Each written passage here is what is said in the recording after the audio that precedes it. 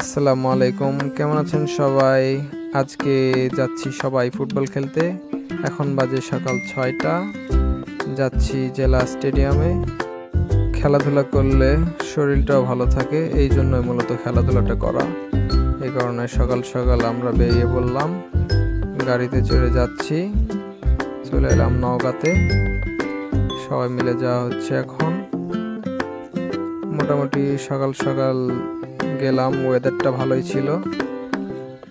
যাওয়ার পরে দেখি এদিকে খেলা শুরু হয়ে গেছে, অর্ধেক মনে হয় খেলা হয়ে গেছে।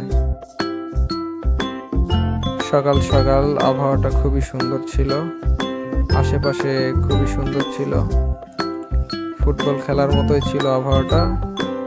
আর আকাশটা খুব সুন্দর লাগছিল। এদিকে ছোট ভাই সবাই প্র্যাকটিস করতেছে, এদিকে আমি 2-4টা শট করলাম, করে তো পায়ের অবস্থা খারাপ। চলে যাচ্ছি, আর খেলা হবে না, পায়েও ব্যথা পাইছি অনেক। আর এদিকে রোদও উঠছে অনেক, রোদে প্রচুর গরম লাগতেছে। এই কারণে খেলা শেষ করে চলে যাচ্ছি, পায়ে অনেক ব্যথা পাইছি, হাঁটতে পারতেছি না।